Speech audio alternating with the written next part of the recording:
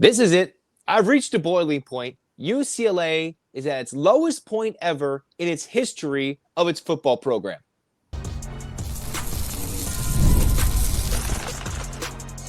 You are Locked On UCLA, your daily podcast on the UCLA Bruins. Part of the Locked On Podcast Network, your team every day. Welcome, everybody, to this edition of the Locked On UCLA podcast. I'm your host, Zach Anderson-Yoxsimer, once again joined by Brian Smith of Locked On the Portal. Will there be many Bruins going? We'll find out. And he's got Locked On Seminoles. Welcome back, Brian. This episode is brought to you by FanDuel. Right now, new customers can bet just $5, and if your bet wins, you'll get $300 in bonus bets to use across the app. Download the app today. Welcome back, everydayers. Thanks for making this your first listen each every day, and watch it on YouTube as well. What we're talking about, is this the lowest point in UCLA's football history? And can it be fixed? And we'll also detail the UCLA-New Mexico game because that was ugly, and I mean ugly, in the Rose Bowl on Friday night. So, Brian, for DeShaun Foster, he has not been fired yet as of this recording, so we don't know that at this moment, but we're discussing the feelings that still remain to be true, whether it's today, tomorrow, or the next day. The lowest point in UCLA history. Do you agree or disagree? Well, I'm 52 years old, and this is the worst I've seen UCLA. Whether it's the worst in history, I can't say, but in my lifetime's over a half a century. That's not a good barometer within itself. And I have followed UCLA a lot. Like when I first started watching football in the 80s, when Donahue and some of those guys, that was top 10 program. So I know what it looks like. And this ain't it. I mean, I tried, Zach, keyword here, is tried to watch the New Mexico UCLA game the other night. And I physically was laughing as I was laying on my couch watching the game. Physically laughing. They just ran the ball with generic downhill plays. By the way, New Mexico did a great job in the portal. They got some pretty good running backs. But how does a team like New Mexico have similar talent at running back to UCLA? Yeah, that's my with first the coaching change. It's not like this is a guy that's been building. He just came in right away. They lost their quarterback. They lost their coordinator. And they bring in a new guy. And mind you, Jason Neck is a fantastic coach. He's on the rise for sure. But how should he have the resources that quickly to come into UCLA and dominate them in a game where UCLA was favored by more than 2 scores, and New Mexico looked even better than UNLV did? And that's got Dan Mullen coaching them to a 3-0 record at this moment. That's my opinion, and it's frustrating to see for a UCLA program that started this badly to start the Chip Kelly era and then hadn't been winless in their first 5 games since 1943. That's why you haven't seen them be bad, Brian, because they haven't been that bad to start years. There's been dark ages, dark years, but that means that's a program that's always been respectable. And only now have we started to see the cries and the Rose Bowl be empty. I know the Rose Bowl's kind of newer. It's more of a 40-plus year thing. But even then, it's never been what seems to be the lowest point and the highest point of apathy in the UCLA fan base. Yeah, look, again, they got punched in the mouth. They were run over. They even had 2 fumbles they recovered. You win the turnover battle against a G6 team and you lose by 25 at home. Zach, that is flat out, unequivocally a fireable offense within itself. Secondarily, it's not like the roster wasn't part of the reason I was laughing, as I mentioned a minute ago. The reason I was laughing on my couch is like I was watching UCLA's defensive players and stuff. They've got a few that can play for whoever, but that's not a UCLA defense. Not by my standards. I live and die recruiting, NIL, and transfer portal on the Portal Podcast every day of the year. UCLA has more of a G5 defensive group than a P4. How is that possible? Now, part of it is what DeShaun Foster was left. But this is year 2 with the portal and everything else that should be better. And even the players that are pretty good, are they really being maximized with the coaching, the scheme, the motivation, strength and condition? Like, this is not just a DeShaun Foster problem, by the way. This is a much bigger, this is institutional. This is the state of California. You needed to invest way more money, which is never what anybody wants to hear. But they failed. They went cheap with DeShaun. I know he's an alum and all that. They're paying for it. And now you're going to have to pay more long-term because you got to pay out his buyout. You got to go hire somebody. You got to go hire another staff. This is going to get ultra expensive. And I'm not sure, like you think it's a lock, they're going to fire him. I don't. But what I've heard about the state of California, UCLA said they don't want to spend any money on this. Well, the only way that the fans are going to, they got to 100% pull their checkbooks away from UCLA and be very loud publicly. And we have to remember, UCLA's already was facing a massive deficit before in the athletic department prior to moving to the Big Ten. So part of the reason that they moved was to get a big chunk of money, get the full revenue shares. And the big thing is they were proactive. So they got the full share. They're not getting the small cuts that Oregon and Washington are. Even though Washington went to a championship game last year, the Pac-12, you saw Oregon was number one. UCLA is getting the full cut. Regardless of the embarrassment and the travel that Mick Cronin likes to make fun of, or all the things the football team had to go travel with, UCLA is still getting a full cut. That's not going to cover everything when it comes to firing a coach. But if I was going back over historical things, and technically DeShaun Foster has a better record through 15 games than Chip Kelly. Very different, but UCLA had to pay $12 million to buy out Jim Mora. They signed Chip Kelly to a huge deal. They let him leave, so they didn't have to buy him out. But it's been a very expensive last couple of coaches for UCLA. Trying to swing big with Chip, paying out Jim Moore to get rid of him in 2017. And then even that they still went cheap with DeShaun, they still might have overpaid him, Brian, to get rid of him this soon. He's making his base contract was $3 million. Then each year he got $100,000 increase. I looked that up. That's very low. There are a lot of coaches that are over $7-8 million now. I mean, it's incredible. And I get the price of living in LA and all that. So it's hard. But if you go that low to begin with, they can't tell me with good faith, at least in private, that a lot of the administrators are like, we don't know if this is going to work, but this is all we're willing to pay. Or this is all we can't pay, whatever. But now with that cut that you talked about, this is what Bruin fans have to do. This is very awkward. You probably cause some problems in your family and everything else, but you have to publicly shame UCLA. And I do mean shame for what they did when he gets fired. There's no nice way around it. And your checkbook must read zero in terms of donation until you get another coach that is truly an elite coach. If they hire just a fly-by-night, checkbook's got to stay zero. That's what's got to come. That's the only way you can force change. It's the only thing you can do as a fan base, as alums, etc. And UCLA fans don't deserve this. I mean, like, again, I was laughing on my couch watching New Mexico run inside runs that are just the most generic plays in college football and punch them in the mouth 3 yards, 4 yards, and it was 5 yards, 6. Looking at my stats, and I had these pulled up, 298 net yards rushing. New Mexico Lobos, Zach. Yeah. This isn't Devin Dampier running either. Like that would have made a little more sense, but no. Yeah, he's a good player. He's at Utah, for those that don't know. He's the Utah quarterback now. He's a good player. But this is not that guy. This is a year later. You're like, oh, that Dampier is for, if it's like a casual football fan, oh yeah, they had Dampier. No. Their quarterback is not as good as Dampier now. He's come from Idaho. They've built together. They have a veteran QB, but it's just not there. And you talk about the cheap part of the UCLA payday. That's where Chip lost Danton Lynn to USC. More than doubled his salary, basically, to just simply go to USC and not even move. That's the difference. And obviously, USC is just going to have more resources in football. That is the case. If USC wanted to buy anybody on UCLA staff, players, technically, they probably could. But the problem is that's a wide gap. And with them being a private school, having all the resources for football, and for UCLA, it's much cheaper to go towards the glory sport, which is men's basketball all time. And it's cheaper to, obviously they gave over $3 million to New Mexico's Donovan Dent. So they paid for him. But is he going to be making as much as a head coach? You know, like at this point, these guys that are in NIL are making as much as the head coach in some aspects for just one player in NIL money.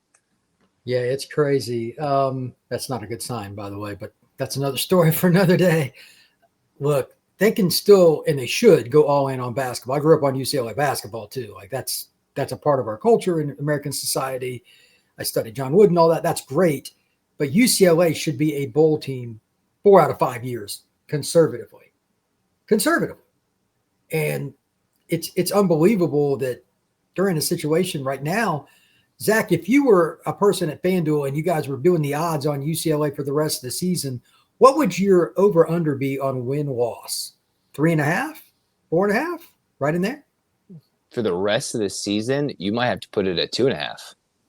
Because Well, you've got... let me rephrase. For the totality with what's left, will they go over 3.5? I think that's the number I would put it as, 3.5. Where do you go? I would go 2.5. It's tough because you got Maryland, you have Northwestern, and then you've got some other games like that are tough. And if they're not beating New Mexico and UNLV, they're not beating Big Ten teams. Yeah, I get it. But like Northwestern, they could still very much beat. Maryland, they could still very much beat. But they haven't proven they can play 4 quarters of football, and it's devastating to say that. But this could be the worst team since literally World War II, since the early 1940s. Chip Kelly went 3-9 in his first year and slowly crept up the win total in his 2019 campaign. But this is a team that you can't just lose by 25 at home to New Mexico. And as much as New Mexico impressed, they're not going to the CFP. In my perspective, they're not going to the CFP. This isn't like Boise State with Genty with the Heisman candidate. That just gives you a perspective of what good coaching can do, good philosophy. And even Coach Eck came out, shots, like kind of just like taking a shot at UCLA, but not like that. That's a Power 4 team, but there's better teams we want to beat. Like, he was not like talking trash, but he was like, we have higher goals than beating UCLA. He almost knew what he was getting himself into when New Mexico was coming to play UCLA. It's a game that they went forward on 4th down like at least 6 times, not because they were underdogs, but because UCLA wasn't going to stop them every time on 4th down. And I think that's where the embarrassing part for UCLA is. Defensively, offensively, everything. Optically, it's frustrating. It's not the most fair thing for DeShaun Foster that he was put in this situation. But unfortunately, it's gotten much worse. So, Brian, can they fix it? Can they fix it? We'll discuss that next on Locked On UCLA.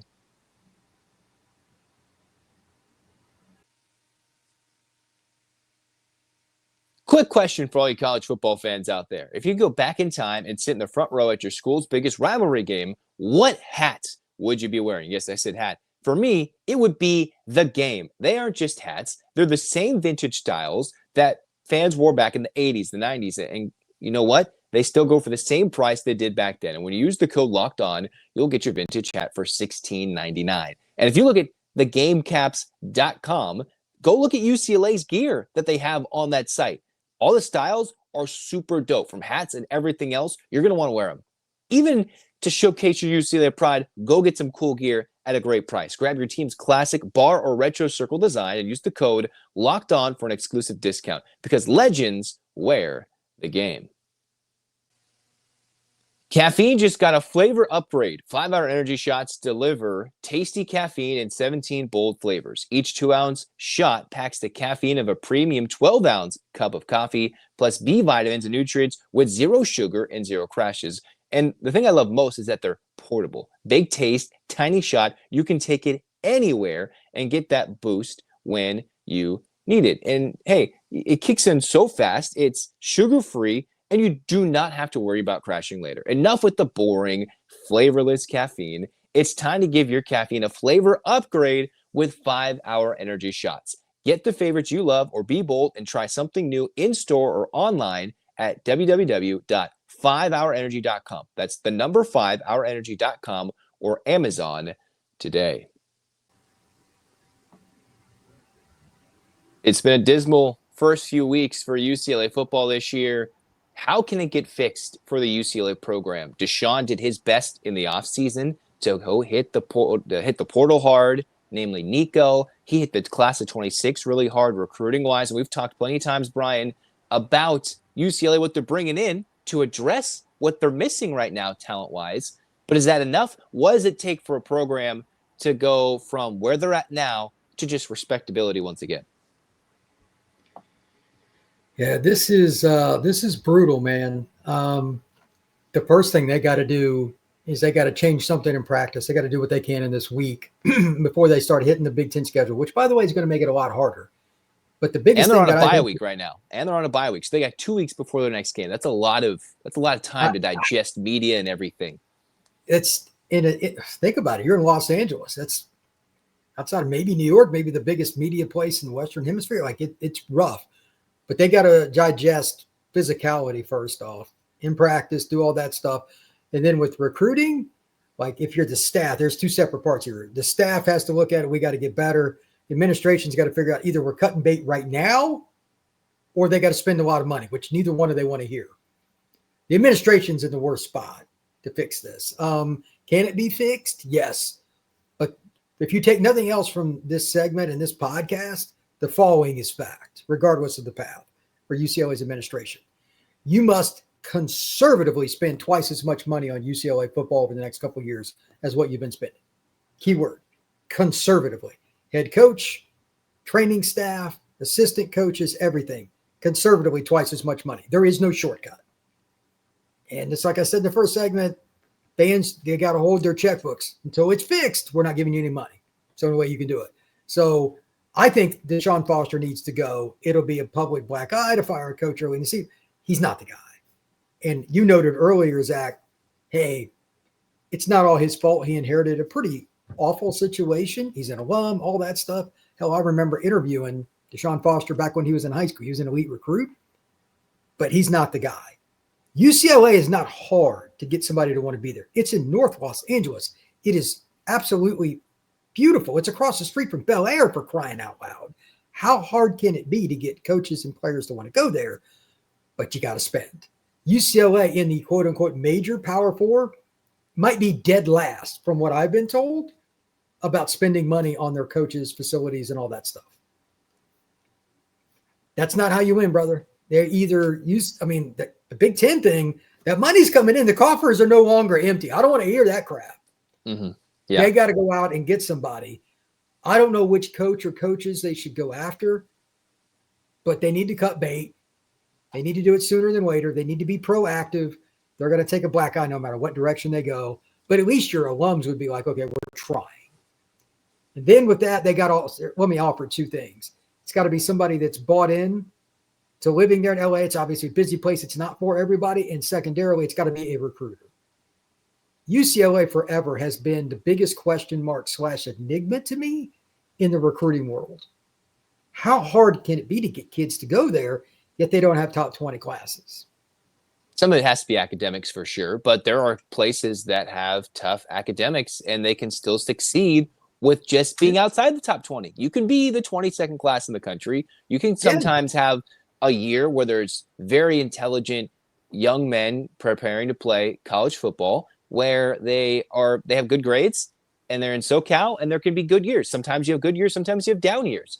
But the fact that Chip Kelly chose not to recruit, and DeShaun had to wait a couple of years to get those guys in, but can he keep the job and keep those relationships? That's going to be the most devastating discussion about what's going to happen to this class of 2026. Say DeShaun stays. They watch the product on the field. Does that convince them to stay with all these guys coming from across the country? There's not that local aspect anymore. Then you've got, if they get rid of them, do those relationships stay? Or are they getting calls for more money to flip elsewhere? What's your perspective on, do these guys, especially some of those Florida guys, those Massachusetts guys, the Texas guys, decide to stay? Or are they like, we can go sit on the bench as a freshman somewhere else and not have to deal with the debacle that's going on at UCLA at this moment?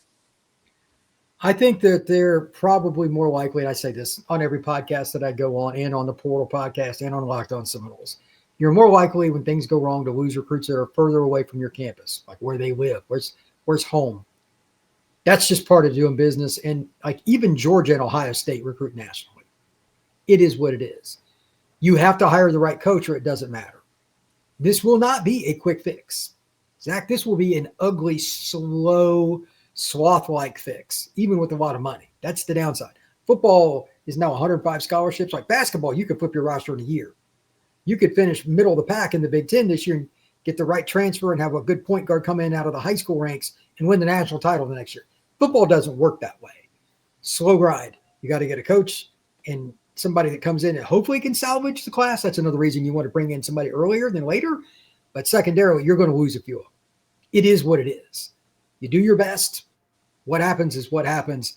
But if they can get at least the majority of those kids to stick around, at least listen to the next coach and the staff coming in, that's all you can ask. But they're going to take visits and stuff now because they watch podcasts like this. They're getting phone calls. I deal with 7-on-7 coaches and high school coaches all the time.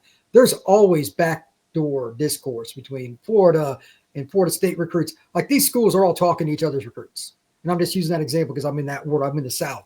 It's the same with UCLA and USC, Washington, Cal, Oregon. They're going to have kids take visits. You do your best to keep them. Who you lose is who you lose. The number one recruit is still the head coach. They need a new one. Until that's done, nothing else matters. Who would you say is that guy UCLA can't lose? For me, especially with the top 5 guys being all O linemen or D linemen, it probably, I know we've talked about, might be Micah Champ-Smith. Is he the one that UCLA can't afford to lose? Or is it, since it's all those 5 big parts of what they're struggling with, the trenches, are they all equally important? I think Champ is an NFL player, so I'll lean in your direction. Good call. But I think they need linemen in general. Just as an example, I was recently on Knowles 24/7. They do a great job covering Florida State. And Johnny Jones is a guy that the Knowles think they have a chance to flip. And that's just one. And I guarantee you Champ is a guy who had Ohio State offer, had Florida offer, had Miami offer, and all these are – his list is insane. I guarantee you right now, there's like, I don't know if you're watching the Georgia game. I bet you Georgia has called him. Their offensive line is a sieve, even though they've recruited 5-star offensive linemen. So you have to think that there's some opportunities for these kids to take visits. It is what it is. But I ask you, and I also don't know the answer to this, would in a time of turmoil, UCLA's administration approve, like if, maybe making an extra offer or doing something to try to keep Champ or anybody else in the fold until another coach is hired? Would they up the NIL? Again, UCLA is known to be cheap. I guess the thing is how much some schools can probably get away with empty promises. I don't think UCLA can, because 1, you have to keep up the academics. 2, I just haven't seen in a world right now where they can win those battles with an empty promise. Like, what's DeShaun going to promise? More money? It's like, and I haven't heard the best thing about the keeping of promises necessarily from him to recruits. And I think every coach to some extent deals with that, trying to be like, oh, well, if Nico's available, in his mind, like that was the move to make. And then now Joey Aguilar's thriving with Tennessee. And that's kind of something these recruits have to deal with. What if we come in and then some transfer is going to come in, which is every college football team deals with this. But they put that on a public display. We brought in somebody to play for 1 year, and then we pretty much sent him packing. How does that help with relationship with recruits? I don't know if an empty extra NIL promise is going to make the difference, because kids also love to play the game. Oh, yeah. Well, your point there is valid. And you say kids. Let me give a little educational point for everybody here. The kids, you hear, well, he wants more money now. It's the parent, the guardian, somebody else. The kids are just kind of along for the ride on that part. They're not ready for the business decisions. They may think they're worth more, but they don't do the dealings. But I guarantee you somebody like Champ, he's a smart kid. I've been around him several times. People around him are probably like, if we're going to UCLA, why would we want to do that? I wouldn't blame them. I mean, Zach, you're a UCLA guy. But right now, I know you're pretty objective.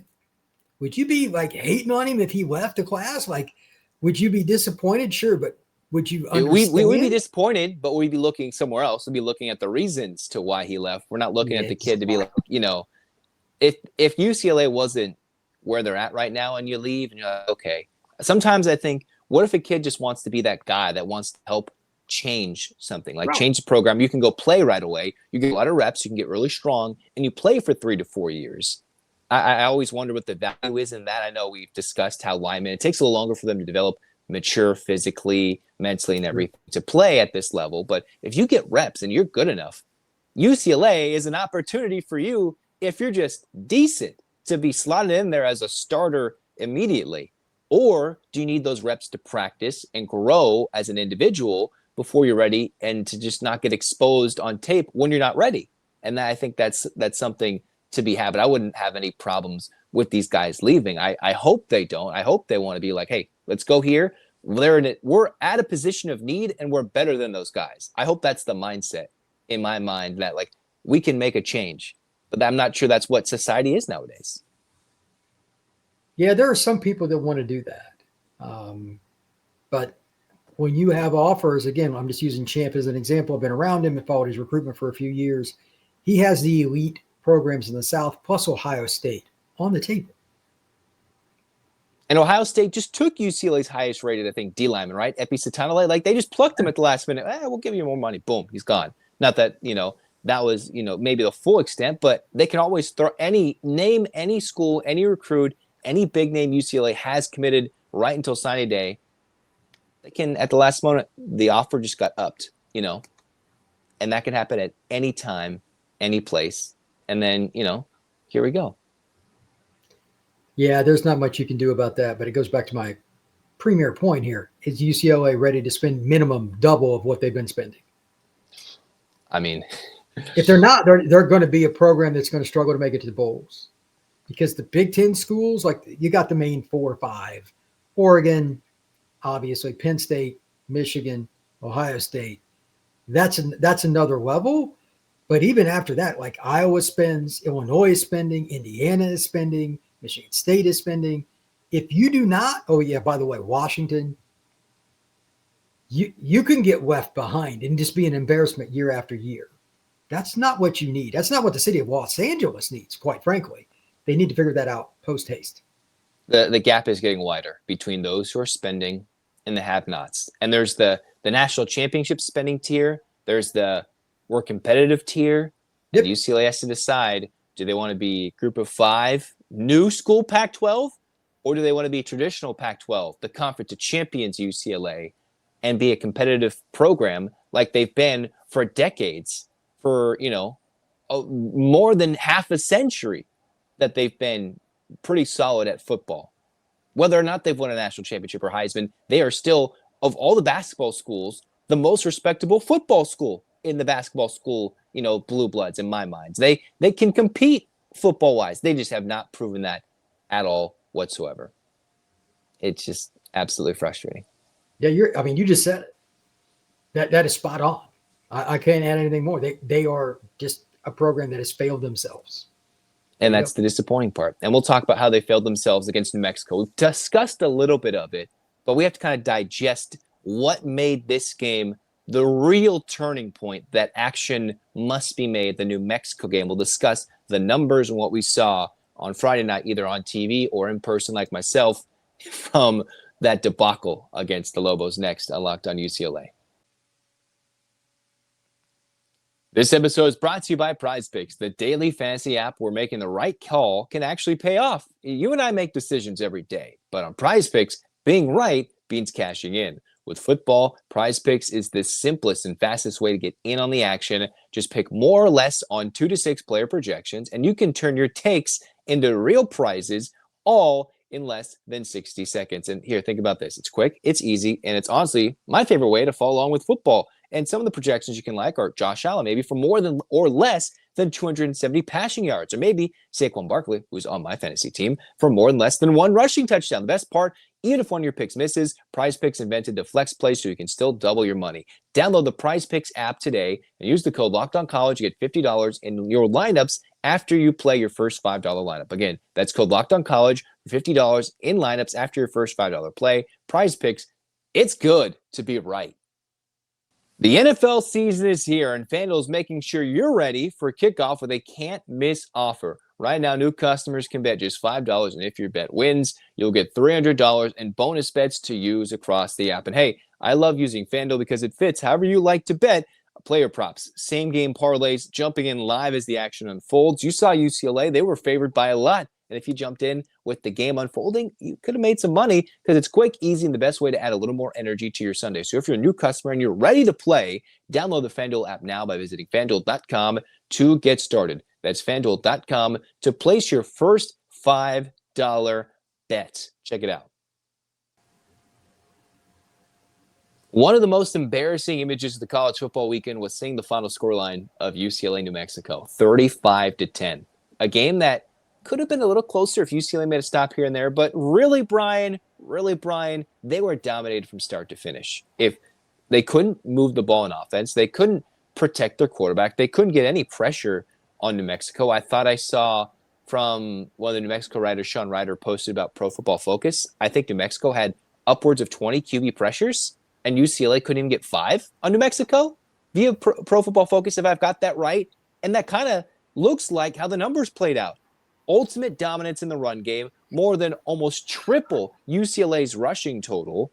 And still, despite a clear gap in QB talents, Jack Lane did his best, and they had trick plays that if they worked, this game could have been a blowout. And it took lots of New Mexico mistakes for this game not to be almost a 30 to 40 point win for New Mexico on the road. I'm looking at the numbers now. I don't know who the Bankston kid is, but I just want to give him a shout out. I know this is not a New Mexico pod. That's a good running back. And he wasn't even their starter. Their starter got hurt. That's not even their starting running back. Scott Trey Humphrey got hurt. All three of their top backs in this game, from McKinney to Bankston to Humphrey, each had touchdowns and almost 50 yards rushing, with each progressive running back getting better and averaging almost 5 yards a carry. In some cases, 10 yards a carry for Bankston, like you're talking about. 150 and a touchdown, 15 carries? That's disrespectful. Yeah. Look, they punched UCLA in the mouth. They didn't apologize for it, and then they called UCLA's grandmother to let her know about it. Like they did not care. They're unapologetic. They ran a 1985 UCLA offensive mentality. The formations were different, but Donahue would have thumbs up this bad boy in a heartbeat. He was a downhill coach, did it to his old school. I look at this and I just remember again the tackling, and UCLA's defensive roster is not where it needs to be. I think we can all favorably make that assumption at this point. When there was the 3rd and long and they had the guy tackled when it was and he should have been tackled around the corner, and then he broke a tackle, got a first down, broke 2 more tackles, and ran to the end zone. That was signs of embarrassing UCLA moments that will be seared into my memory forever. How embarrassing watching that live was when he should have been tackled for a loss. And you could say that about any moment in the first 3 games that's happened not once, not twice, not 3 times, at least 5 times a game. Every single time, that's embarrassing. Yeah, there's only so much you can do when you can't tackle. I mean, that's just like this. Ikaika Malloy sometimes has them in the right spots. They're defensive coordinator, but they're just not making plays. So how much is that on the defensive coordinator?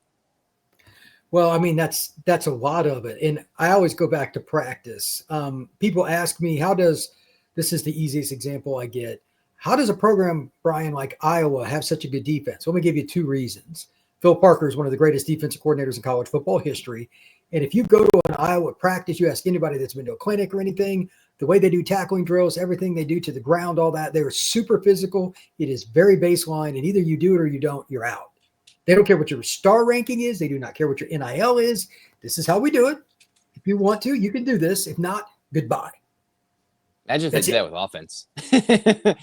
Imagine if Iowa did that offensively. But that's the reason why Iowa's always competitive and either overachieves or just does decently every year, despite thinking, is Iowa that good?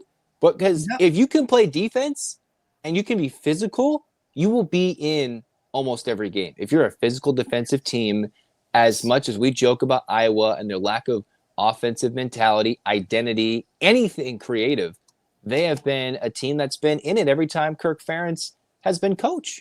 Maybe they won't win the big games, but they're always there physically and being prepared to play. Look at it this way.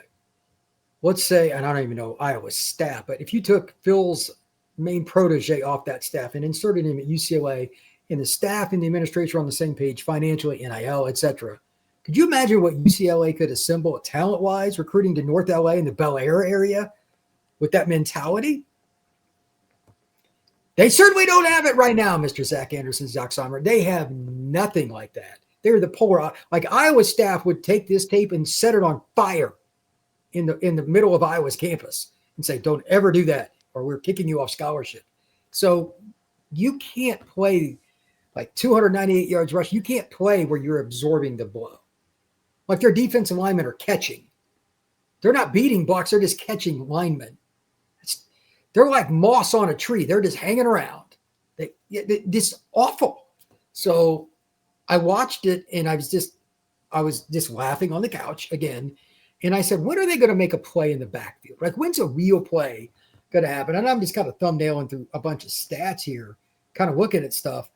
And I'm just like looking at the dry charts and all that. And there's just nothing that said to me. 0 tackles for loss, 0 sacks against New Mexico. Exactly. That was the point.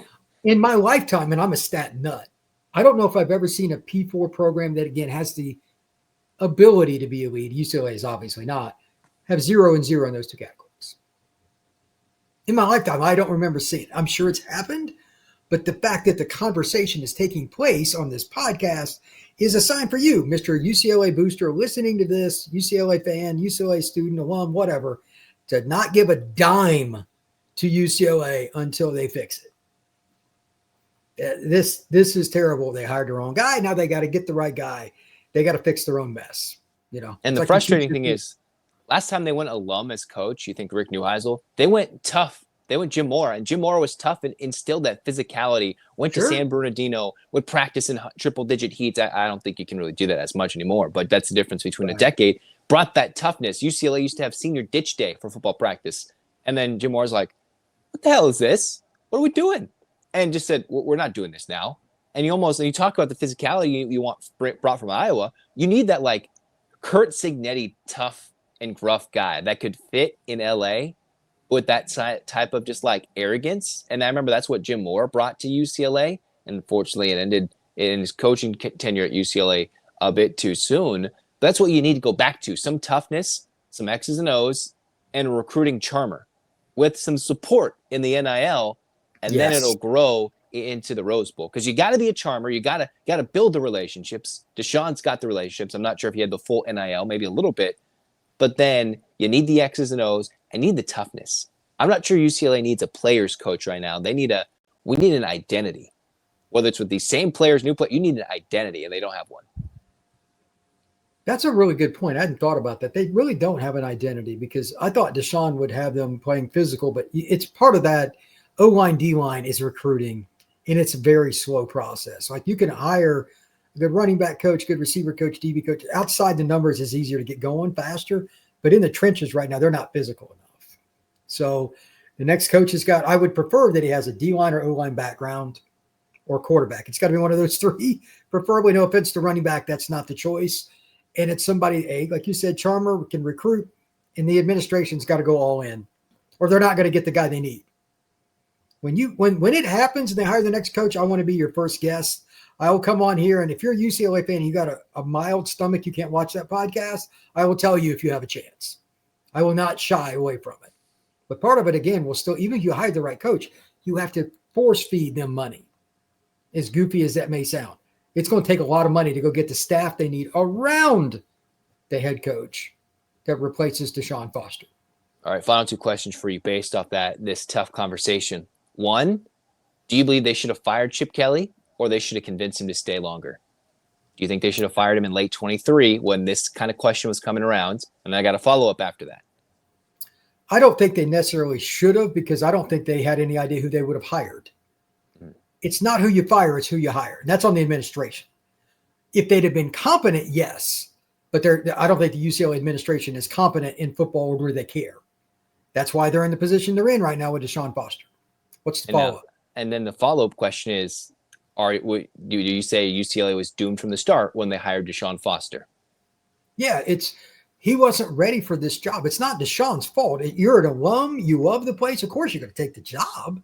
Mm-hmm. Was he ready for this level of job without the athletic? Moving into the Big Ten too, like he had more challenges than any other coach. Moving into a new conference with what UCLA's never dealt with. Moving into the Big Ten and travel and NIL.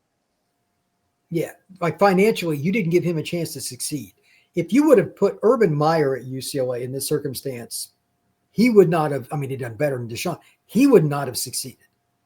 It's the financial end. There is no shortcut. Conservatively, they need to double their budget for football in what they're spending on staff and NIL. That's the low end number. And we both know UCLA is incredibly cheap. They don't have any reason to be cheap, though, as you noted earlier in this podcast, with the coffers overflowing with Big Ten revenue. Yes, they still got to pay their millions of dollars to Cal. We'll see, maybe there's other things losing money overall, but if they want to go for it, you got to spend money to make money. And if you want to do that in football, that's how you're going to get people in the Rose Bowl, because it wasn't that long ago when the Rose Bowl was full. It wasn't ever that full during the Chip Kelly era, but prior to COVID, there were times where even on a bad Saturday, it was still mostly full against like Washington State. We're not that far removed from a team that was exciting to watch, even if they were disappointing, still exciting to watch and filled in seats and competitive. And we've gotten so far removed from that. That's where UCLA is, the bottom of the barrel in college football. the bottom 10, the last 10, whatever you want to call them. That's just unfortunately where they're at. And 2.5 might be a little too much in terms of the win total. That's unfortunate to say. I agree. I 100% agree. So, when UCLA decides to make a move one way or the other, we're going to bring Brian back. We're going to talk about it, what it means for recruiting and all that in the future. But for now, until a move is made or not made, we wait. And if you're watching this, yes, maybe a move's already been made, but we'll see what it means for the future with who they bring in to change it. Is it at the administration to give DeShaun more support? Is it DeShaun? Is it a clean sweep to give UCLA an actual identity? That's the real question of the matter. And we'll find out hopefully relatively soon. Otherwise, Brian's going to be on this podcast every day just yelling, don't spend a dime. I'm going to have a little button. Don't spend a dime. Don't spend a dime. So, Brian, Locked On the Portal, Locked On Seminoles, great recruiting guest, everything knowledgeable, and a UCLA supporter from afar of sorts. He doesn't want to see them be this bad. He wants them to be respectable. He knows the good days. He knows the good days. Brian, thanks for coming on. Absolutely. Appreciate it. This has been Locked On UCLA. Zach signing off. Go Bruins.